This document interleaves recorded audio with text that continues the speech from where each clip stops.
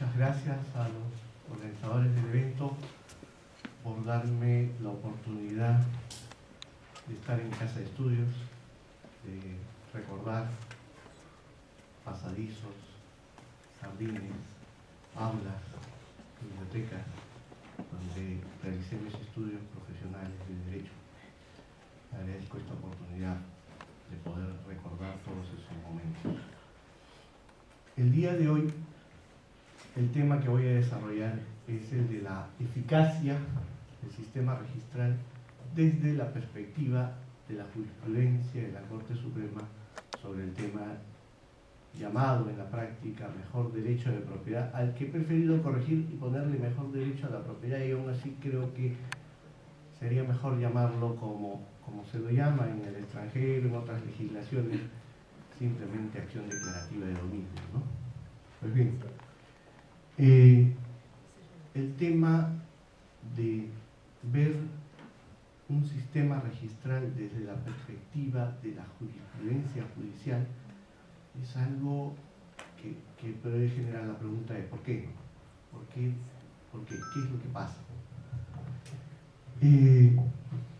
Hay varios temas en la jurisprudencia de la Corte que nos muestran cómo se comporta la Corte con relación a ciertas reglas, principios registrales.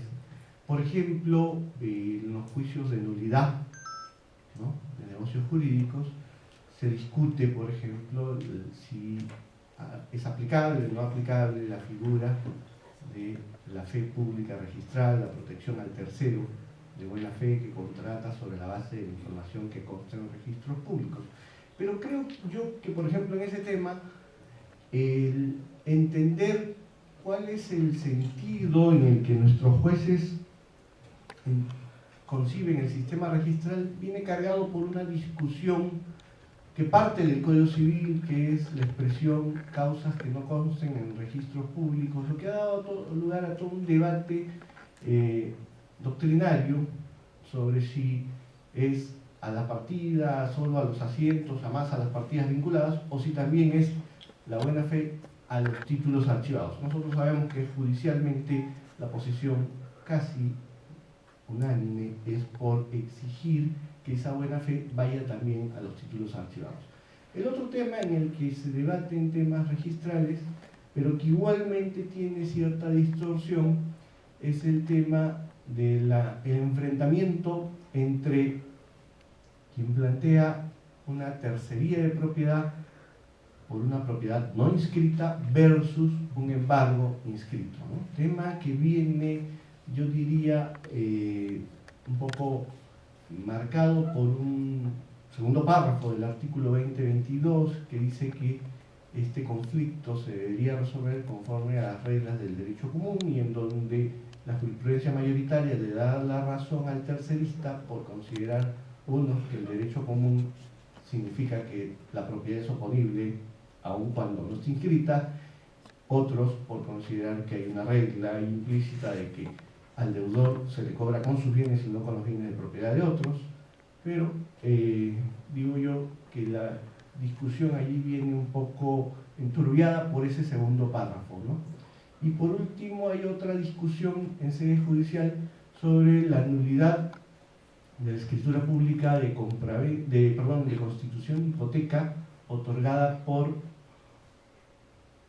aquel cónyuge que en el registro aparecía como soltero, porque en realidad era casado, y que por consiguiente el bien, al estar sometido al régimen de sociedades gananciales, sería un bien común, y entonces no habrían intervenido los dos, y allí el tema, digamos, a discutir es que, a mi entender, ni hay nulidad ni hay tercero registral, pero la Corte suele decir que hay nulidad, y a veces invoca causales de lo más inconcebibles para la interpretación jurídica, como pensar que es un supuesto de falta de manifestación de voluntad, o es un supuesto de fin ilícito, o es un imposible jurídico, ¿no? Y a la vez, después de decir que hay nulidad, dicen, sí, pero el acreedor no se ve afectado porque es un tercero registral. Sí, pero no es tercero, es parte en el acto, ¿no? Entonces ahí hay toda una discusión que viene, me parece, cargada por, primero, la falta de comprensión correcta de las causales de nulidad por por la judicatura. El caso del mejor derecho a la propiedad me parece que es un buen caso para ver cuánto vale un derecho inscrito, cuánto pesa en la realidad judicial un derecho inscrito versus un derecho no inscrito o un derecho inscrito posteriormente, ¿no? Y allí es donde vamos a ver el real valor de nuestro sistema registral. ¿Okay? Todos tenemos claro que tenemos un sistema registral no constitutivo, los derechos no nacen con su inscripción, nacen antes de llegar al registro, y no convalidante, porque la inscripción no produce una validación de lo inscrito. Siempre es posible la nulidad, pero siempre es posible ver las cosas un poco más allá, ¿no? Esa es la visión tradicional. La visión moderna es la de considerar que lo que se debe ver no es tanto lo que no hace el registro, sino lo que hace. Que de positivo genere el registro en nuestro sistema en favor de un derecho inscrito versus un derecho no inscrito. O sea, qué efectos protectores se dan en favor de los derechos inscritos. Podemos empezar. ¿Cuál es el conflicto? Y para definir cuál es el conflicto es un poco que hay que ponernos en cuál es el origen del conflicto. La propiedad no es, como apareciera a veces salir de los códigos, un derecho que se asigna ordenadamente, sistemáticamente por el sistema jurídico a favor de cada quien. No, la propiedad en un sistema como el nuestro simplemente resulta de la construcción de titulaciones por quien quiere considerar como suyo un bien, ¿no? La propiedad empieza el día que alguien afirma esto es mío aunque yo no esté aquí. Y esto es mío aunque yo no esté aquí se repite después en una compraventa que dice y esto que es mío te lo vendo. Y después alguien puso esa compraventa en una escritura pública y alguien hizo otra siguiente escritura pública y luego alguien dice, oh, la historia muestra 5 años de antigüedad de escrituras públicas. Artículo 2018, suficiente para abrir una inmatriculación, ¿no? Así se construye la titularidad dominial en el Perú y su inscripción. Entonces, al margen de los casos en que el Estado interviene con organismos formalizadores de la propiedad y hace todo un proceso masivo de titulación. Pero eso no son todos los casos, ¿okay? La mayoría de casos, la mayoría de ciudades han nacido como consecuencia de esa forma de crecimiento y de formación individual de la titulación de cada quien. Y por consiguiente, si cada quien puede construir su titulación, es posible que surjan titulaciones en conflicto, que surjan declaraciones superpuestas respecto a determinado bien. Una titulación, una historia de esto es mío aunque yo no esté aquí, puede estar superpuesta a la de otros que también han dicho esto es nuestro aunque nosotros no estemos aquí.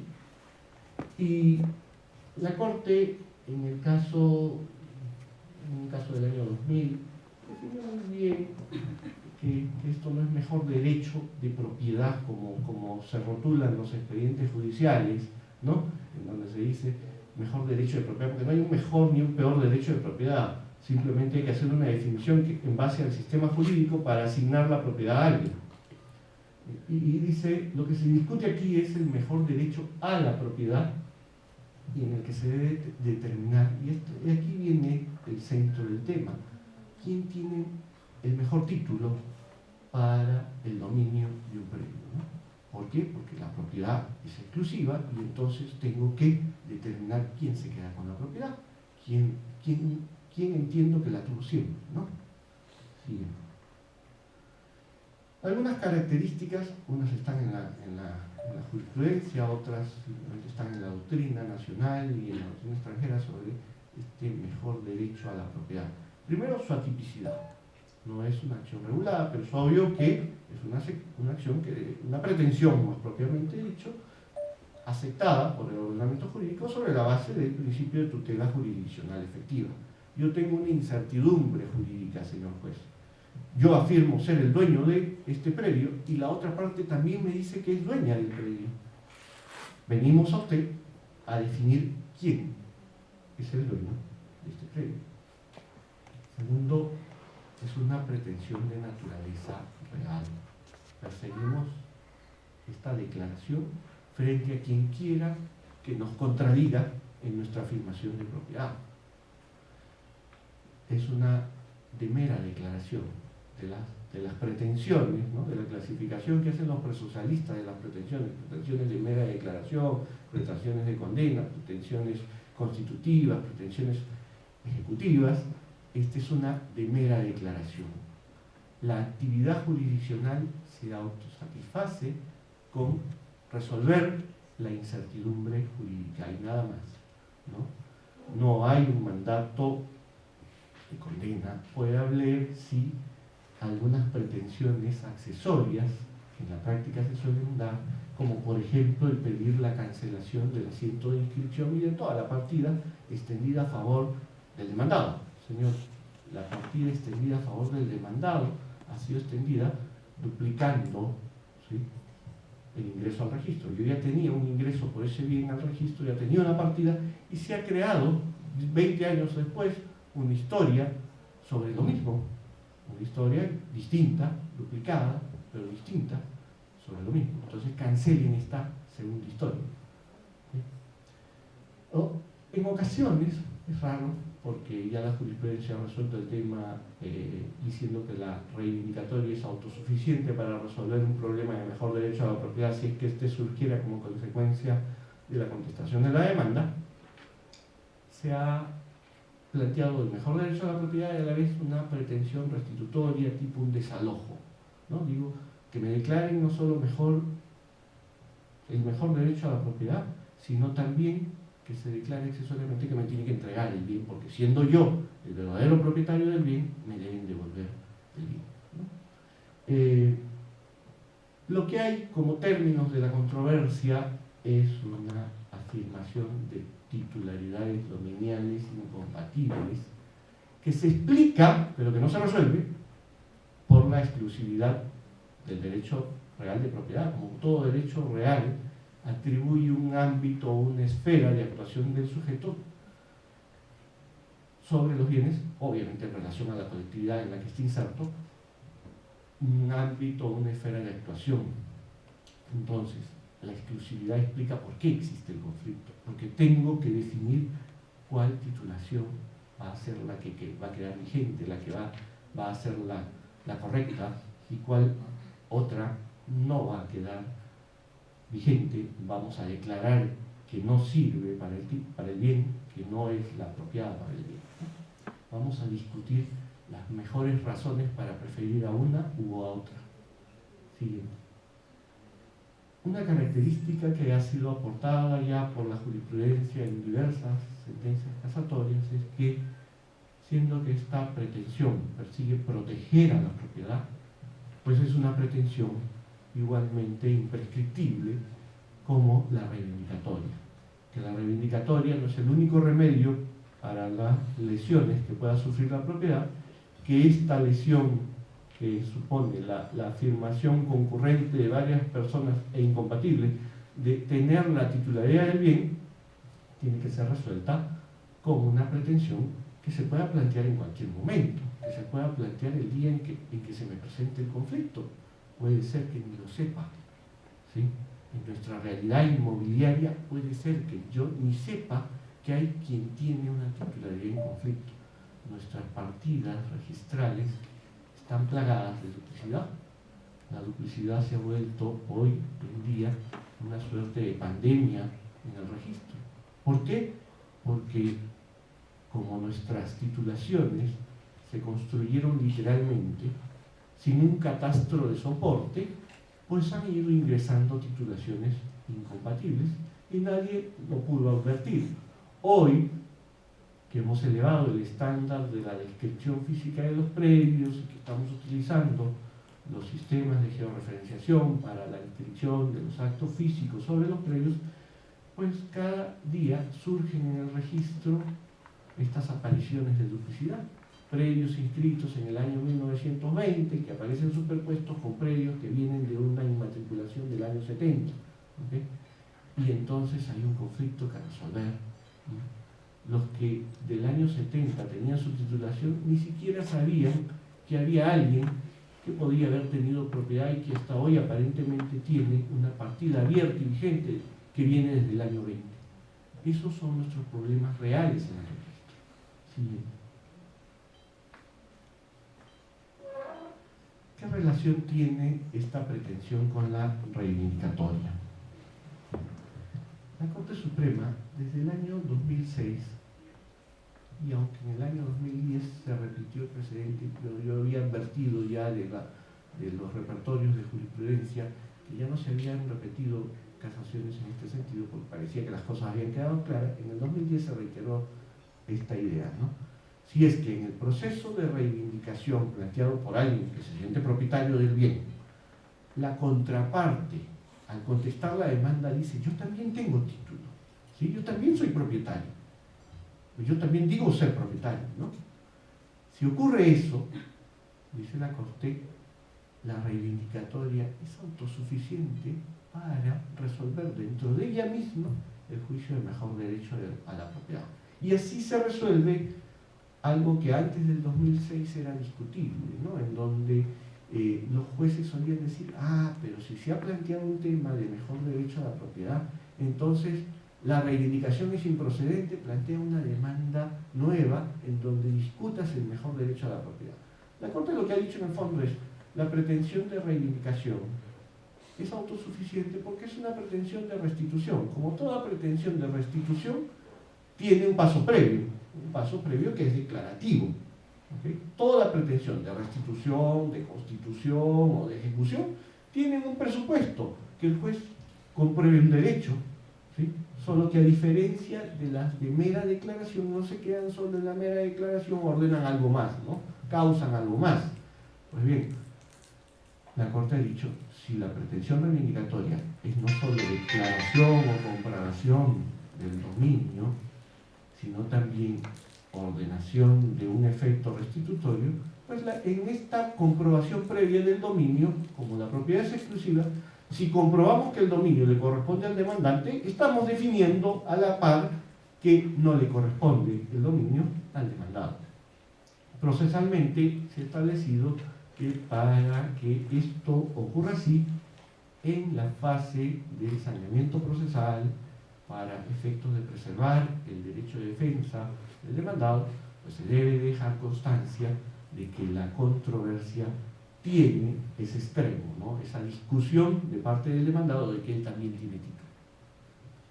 Sí. ¿Qué es lo que se discute aquí? ¿Se discute validez? ¿Se discute eficacia? ¿O se discute oponibilidad? El tema de la oponibilidad es un tema no desarrollado suficientemente, creo yo, al menos en nuestro medio. Es un concepto distinto al de validez, distinto al de eficacia. Me gusta mucho la explicación de la Rumet sobre qué significa oponibilidad. La Rumet dice: si mi deudor vende su inmueble a favor de un tercero, ese acto de venta será válido, porque se cumplen todos los requisitos de validez del negocio jurídico, y será eficaz porque, como consecuencia de ese acto, habrá un comprador obligado a transferir la propiedad y habrá un vendedor obligado, un comprador obligado a pagar el precio y un vendedor obligado a transferir la propiedad. Y eso es la eficacia del acto. Para mí, ese acto simplemente es válido y es eficaz entre sus partes. Pero, respecto de mí, ¿qué cosa representa ese acto? Bueno, para mí, cuando me toque de repente ejecutar a mi deudor, ese acto me es oponible. La oponibilidad significa que una relación jurídica entre otras personas me resulta a mí algo imperativo que debo reconocer, algo que debo reconocer en su existencia. No me causa eficacia, porque a mí no me obliga ni me causa derechos ni me obliga, sino simplemente o debo o no debo reconocer su existencia. Y si debo reconocer su existencia, ¿en qué posición quedo yo después de reconocer su existencia? ¿Okay?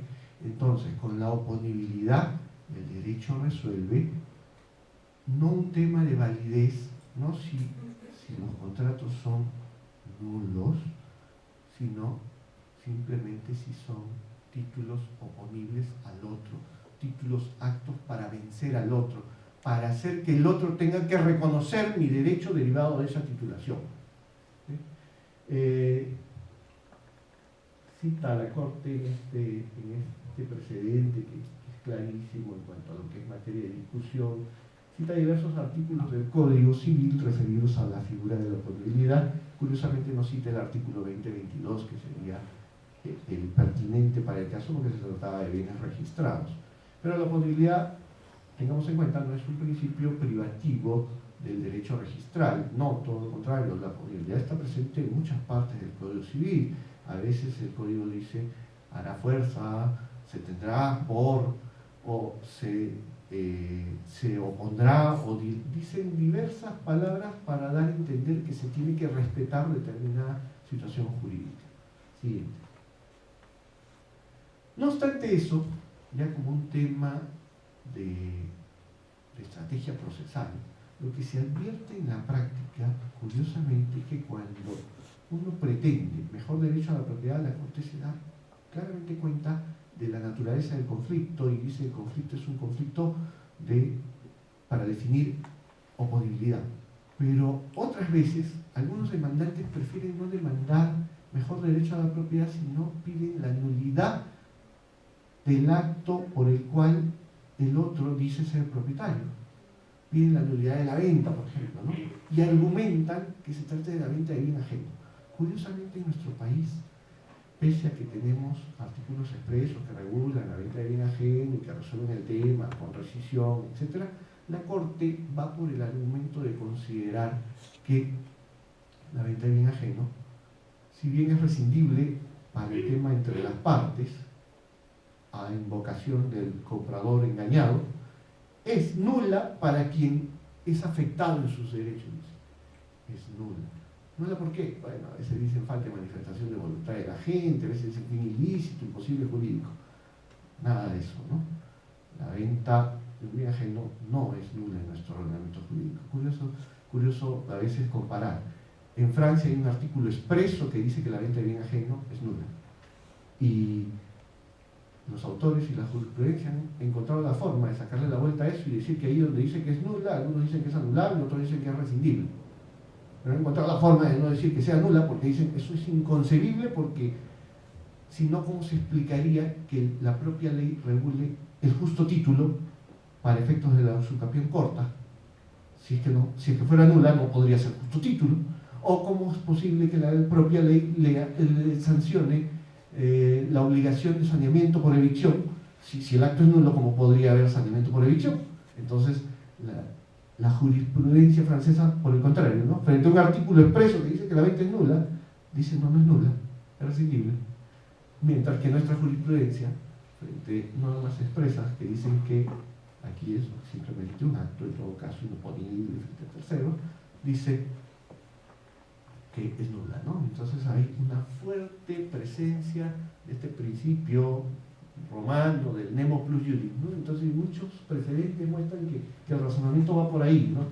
Y pareciera que las cosas dependen de cómo enfoco yo el caso, ¿no? Si yo enfoco el caso como una nulidad de acto jurídico, de repente puede ser que me beneficie con esta manera de interpretar las cosas por la Corte, ¿no? En donde dice: a la señora María Clara dispuso del predio rústico en materia de autos cuando el mismo le pertenecía a la persona de don José, en virtud de un contrato de compraventa que para su validez solo requiere consentimiento de la parte. Por consiguiente, la segunda venta es nula. Y habla, en este caso habla del fin ilícito, ¿no? Sí. Dentro de esta afirmación de que no se discute la validez sino la oponibilidad, nada quita que en la estrategia procesal del demandante o del demandado puede ocurrir lo siguiente, ¿no? Que por el parte del demandante se pueda demandar alternativamente la nulidad o el mejor derecho a la propiedad. Es decir, demando una suerte de descalificación de mi contraparte. Quiero descalificar a la contraparte, decirle que no está calificada para subir conmigo al ring a pelear ¿Por quién tiene mejor derecho? Porque su acto es nulo. ¿Okay? Y le digo al juez, bueno, si no fuera eso, declara entonces mejor derecho a la propiedad. ¿Okay? Se puede demandar alternativamente, no son incompatibles, si se plantean así alternativamente.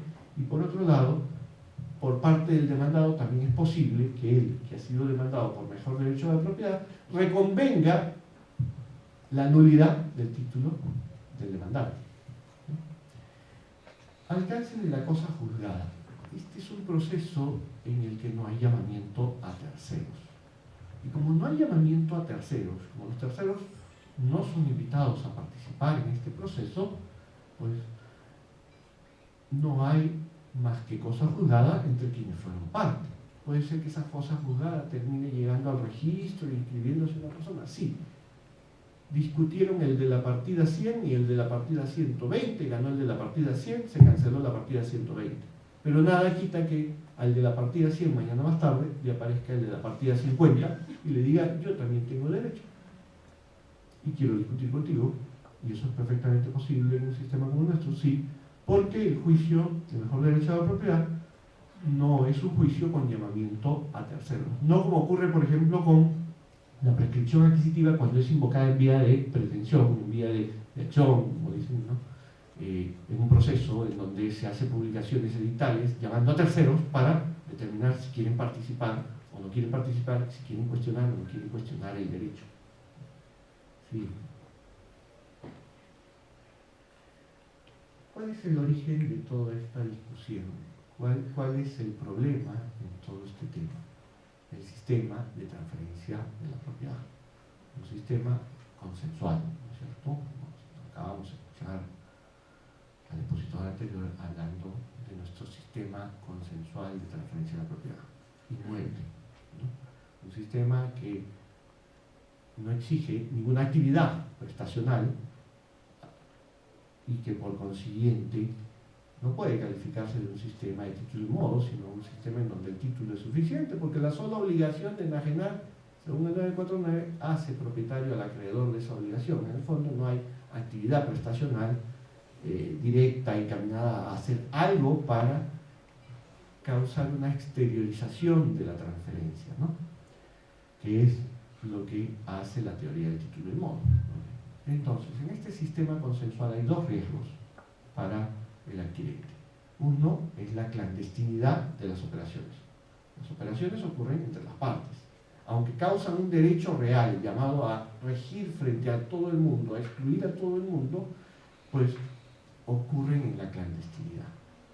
Y por consiguiente yo no tengo la certeza de que quien me está haciendo la promesa hoy no le haya hecho la misma promesa a otro, o mañana se la haga a otro, ¿okay?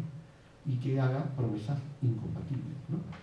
Y el otro problema, digamos, dentro de un sistema consensual, en donde los registros no son convalidantes, es que finalmente la nulidad se trae abajo todo lo construido sobre él, ¿no? Eso como regla general. Y no vamos a hablar de las excepciones y todos los supuestos excepcionales, vamos a hablar de reglas generales. Okay. ¿Cómo estos remedios son curados por el propio sistema, ¿no? Porque los sistemas siempre tienen soluciones y el operador lo que tiene que hacer es trabajar con todas esas soluciones, ¿no?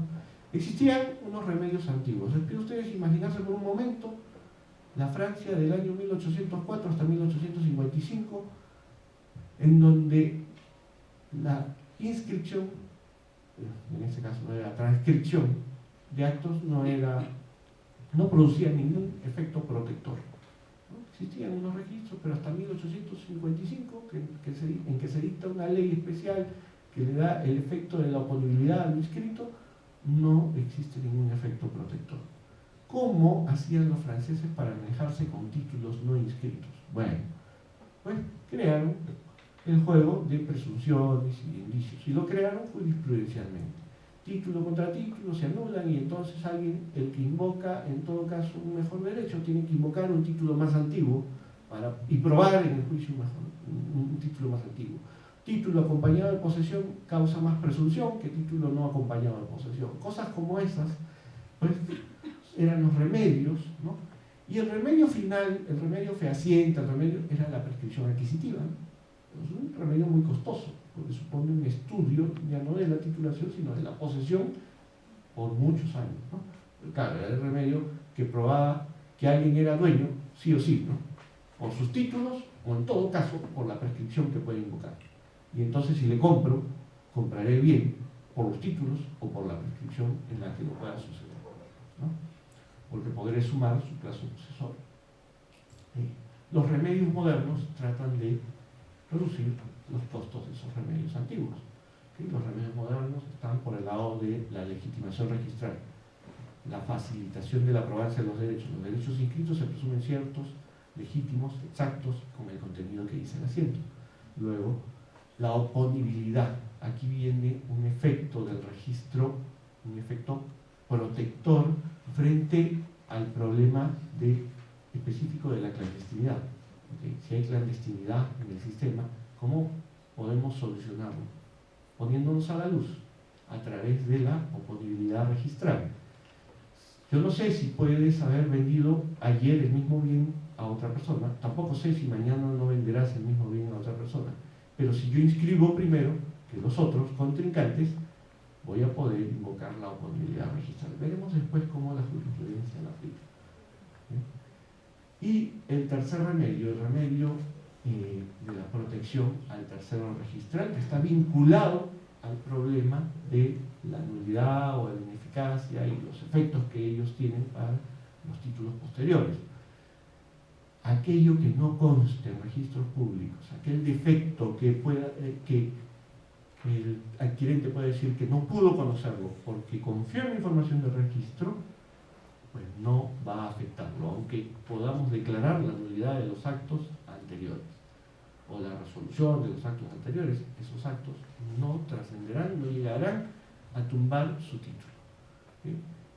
El mundo moderno ha creado estos mecanismos para simplificar las cosas, no para llegar a la prueba de la propiedad verdadera, porque de repente esa es una prueba inaccesible, sino para crear medios que permitan tener seguridad en el tráfico de los bienes. ¿Sí? No obstante eso, en la actualidad tenemos algunos problemas, porque las titularidades no caen en el aire, ¿no? Las titularidades recaen sobre bienes concretos, sobre específicos previos, y si la titularidad no es buena en cuanto a la descripción del predio, pues habrá una ecuación. Mientras menor sea la descripción del predio en el registro, menor sea el nivel de descripción del predio en el registro, porque ingresó en el año 1920, no tiene ni planos, no tiene datos concretos, habla de unos cerros o habla de unas colindancias con unos sitios geográficos que de repente hoy no existen, pues menor será la intensidad de la protección registral, porque será mucho más factible que de repente sobre esa partida se abran nuevas inmatriculaciones porque el área de catastro de registros públicos no pudo darse cuenta del problema, ¿no? Los problemas de duplicidad de partidas y también los problemas de desplazamiento posesorio. O sea, mi título describe que me pertenece esto, pero físicamente poseo esto. Entonces, allí también tenemos otros problemas que dan lugar a procesos judiciales en donde se termina discutiendo. Hay algunos remedios administrativos. La duplicidad de partidas tiene un procedimiento de cierre de partida menos antigua, pero las normas dicen que si hay oposición no se cierra y entonces terminan en el Poder Judicial. Y el caso de desplazamiento posesorio tiene un remedio que es el saneamiento catastral y registral con el Código Único Catastral, pero que hoy en día está siendo objeto de revisión porque ha dado lugar a abusos.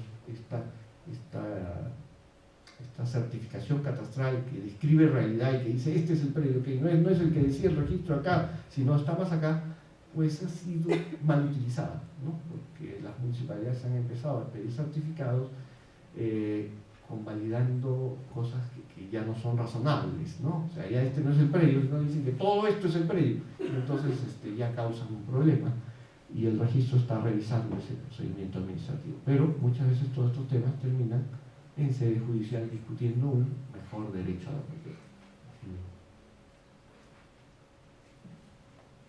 Ok, ¿qué supuestos tenemos? de conflicto. A veces tenemos título inscrito versus... Quisiera tener idea de la hora porque me dijeron solo 50 minutos, así que si alguien puede... ¿Alguien lo va a llevar? 20 para las 12. ¿Debo terminar 20 para las 12? No, son 20 para las 12. Es a las 11 o algo más. Ok, pero cumplir la siguiente expositora. Ok, título no inscrito versus título no inscrito. Aquí, ¿qué cosa puede aplicar? Los mismos remedios tradicionales. ¿Y puede presentarse ese supuesto en nuestro país? Sí. Todavía tenemos áreas que no están registradas, que no tienen titulación inscrita, y por consiguiente podemos tener el supuesto perfectamente, ¿no? Título no inscrito versus título no inscrito. El supuesto que sí es común, ¿no? Título inscrito versus título no inscrito. Alguien que tiene una partida registral, pero al frente se le aparece alguien mostrando un título y diciéndole, no, pero yo también tengo título, aunque no me inscribí, también tengo título y a mí también me vendieron, ¿no? Puede ser que deriven el derecho del mismo causante o puede ser que deriven el derecho de titulaciones, historias paralelas. Eso es perfectamente posible. Usualmente solo se discute ahí titularidad porque usualmente no hay un problema de posesión, solo hay una discusión, pero ahí tienen ustedes un caso en donde la Corte dijo que se entendía como pretensión lógica accesoria la restitución del bien, porque en este caso, parece concreto, sí había un problema además de posesión. Y el otro tema, título inscrito versus título inscrito. El gran problema de nuestro país, el problema de las duplicidades de partida, ¿no? De urbanizaciones enteras que están superpuestas a una titulación más antigua. Felizmente, en la práctica hay algunos remedios como administrativos, como el tema de regularización de la reversión de dominios de terrenos seriazos, ¿no? En la legislación de predios de los años 60 y 70 hubieron leyes que ordenaron la reversión de los terrenos seriazos como parte del proceso de reforma agraria de ese entonces, en donde se requería activos para la reforma, y pues le quitaron propiedad a quienes simplemente no habían cultivado, no habían habilitado los predios. Estos procesos dieron lugar a que el Estado después adjudicara propiedad a terceros, pero esa adjudicación fuera como una inmatriculación y no una cancelación. Todo eso tiene una normativa especial que permite regularizar lo que no se hizo en su momento. Sin embargo, podrían presentarse casos que no están dentro de esa legislación especial y, no obstante, existir una duplicidad en la que la regla general es que la partida más antigua vence a la partida más nueva, ¿no? Esa es la regla general del registro, así es como me trata el registro, ¿okay? El problema es cómo me deben tratar los jueces, con la misma regla o deben abrir más ampliamente ese debate. Siguiente.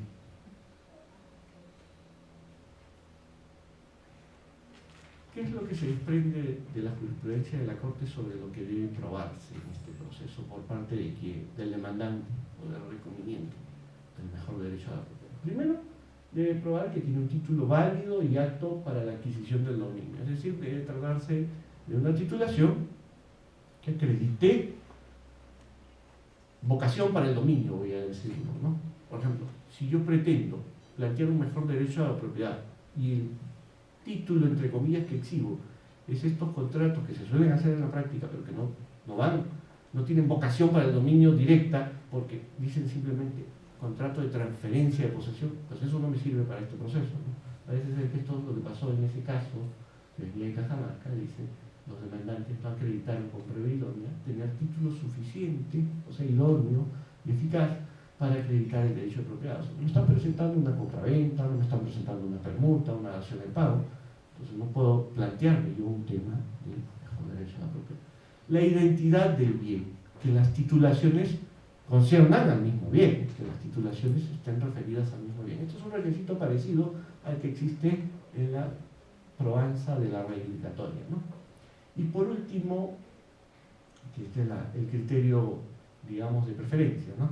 Gozar de un nivel preferente, a veces de formalización, ¿no? A veces la fecha cierta es suficiente para vencer a otro, o otras veces de publicidad de la titulación, ¿no? De la titularidad que se exhibe frente a lo que pueda exhibir el adversario. Y un supuesto excepcional es cuando, dice, se tiene alguna razón para desvirtuar el derecho del adversario, para demostrar que el derecho del adversario no es que sea inválido, pero en todo caso que se tornó ineficaz su título y por consiguiente ya no está apto para vencerlo. Siguiente. ¿Cómo aplica la Corte Suprema el ordenamiento registral? Yo diría que allí donde se nos dice que en nuestro sistema registral la inscripción no es constitutiva y que solo es protectora, en la práctica judicial los procesos de mejor derecho a la propiedad parecen acreditar que los principios registrales tienen más fuerza que la que nosotros pensamos desde la perspectiva registral que tienen. Los jueces le dan mucha fuerza a la inscripción. Casi no admiten muchas cosas contra la inscripción. Quien tiene una inscripción primera tiene más posibilidades de ganar, ¿no? Pero, ok, no nos estamos planteando el problema de la posesión en un país con informalidad, ¿sí? No nos estamos planteando el problema de la posible posesión que ha conducido a prescripción adquisitiva todavía no declarada, y la Corte no lo acepta. Lo vamos a ver, ¿sí? Hay casos, el artículo 20, se cita normalmente el artículo 2022, es el artículo más citado para resolver estos procesos. Se dice que habiéndose inscrito el derecho de propiedad de la parcela número 78 a favor del demandante con fecha anterior al derecho, ya no debería decir al derecho de propiedad, sino al título, ¿no?, de la demandada, resulta fundado en la justificación. Okay. En otras ocasiones, la Corte parece hacer una mezcla de principios siguientes, por favor. Una mezcla de principios que serían una especie de sólido que diría simplemente se protege la confianza en el registro, ¿no? Por favor, el siguiente. Creo que se fue o se durmió.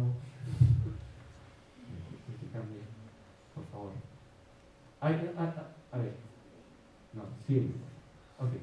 En otras ocasiones, la Corte cita todos los principios, ¿no? Cita el 2012, presunción de conocimiento de las inscripciones, 2013, principio de legitimación, o sea, el escrito se presume cierto, pero son previos, finalmente esos no definen el conflicto. Cita el 2016, que es principio de prioridad registral, cita el 2017, penetrabilidad, cita el 2022, cita todos a la vez, ¿no? Incluso el 2014, cuando se trata de remedios para problemas distintos, ¿no?, como vimos en su momento. Nuestro sistema es un sistema de protección dual. Hay dos columnas de protección a quien confía en el registro.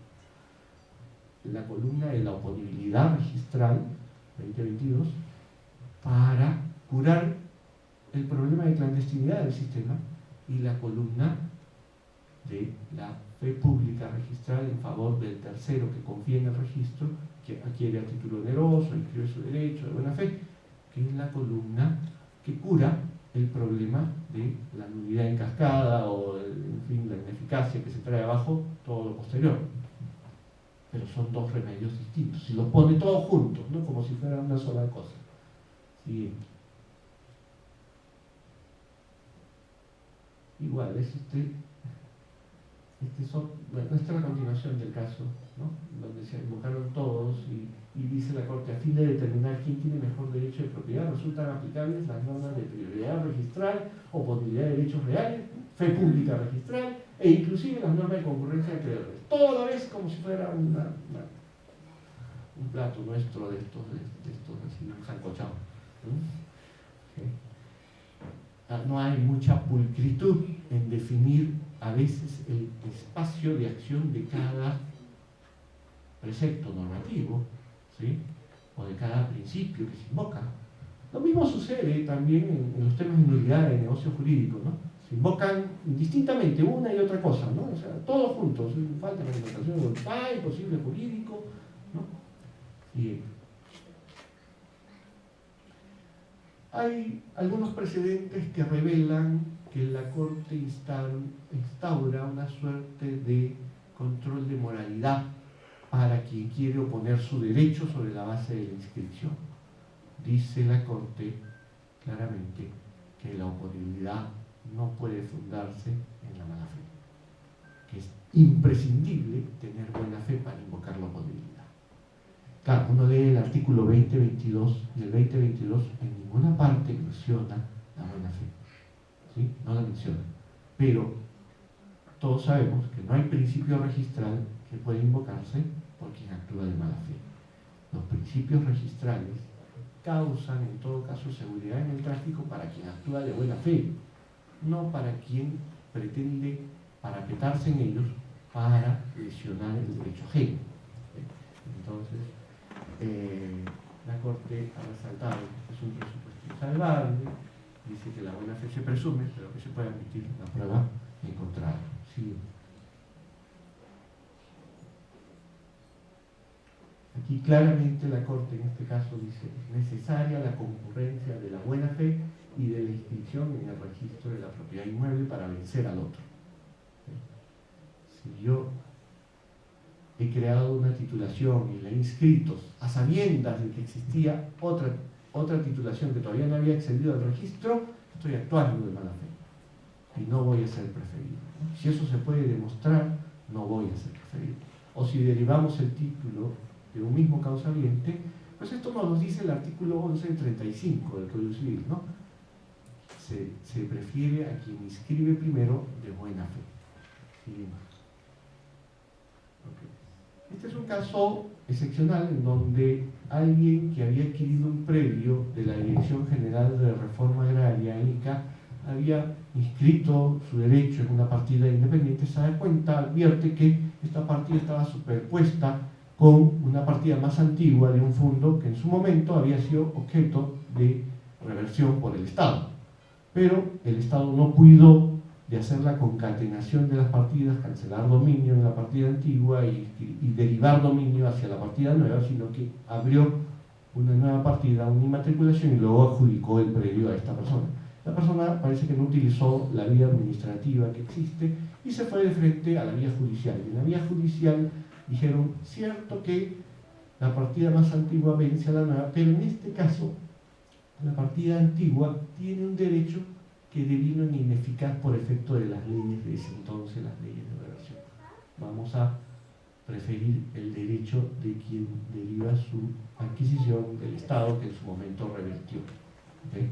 Porque el Estado en su momento revirtió. Siguiente. Y el tema final, ¿no? El tema en el que la Corte sí no da pie todavía a la discusión, y que es el tema peligroso por la realidad que tenemos de informalidad y de duplicidades en el registro. Les decía hace un momento, existen urbanizaciones enteras en esta ciudad que están superpuestas a partidas antiguas de familias que inscribieron su dominio hasta la punta de los cerros en los años 20 o en los años 1900, en fin, y están superpuestas, ¿ok? Están superpuestas, y si aplicamos las reglas del registro, ¿sí?, obviamente la partida más antigua vence a la partida más nueva. Sí, pero eso es en registros, y yo me puedo oponer en registros si no se cierra mi partida, y me voy al juicio de mejor derecho a la propiedad. Pero si el juicio de mejor derecho a la propiedad lo juzgo con los mismos criterios que se juzga en el registro, la duplicidad de partidas, en donde no hay otra cosa que ver, ¿no? Porque en el registro no hay forma de ver más realidad que no sea lo que está en las partidas, y la antigüedad, ¿cuál partida es más antigua? Si yo en sede judicial juzgo con los mismos criterios, le doy el mismo remedio, puede ser que esté sacrificando a quienes hoy son los propietarios reales, los propietarios que cumplen la verdadera función social de la propiedad. Son los que están viviendo allí porque en el año 60 alguien se adjudicó el terreno, hizo una habilitación urbana, les dio propiedad a sus compradores, y ese tema no es resuelto por las entidades formalizadoras, porque este no es un tema de posesión informal, es un tema del mundo formal, para decirlo de alguna manera.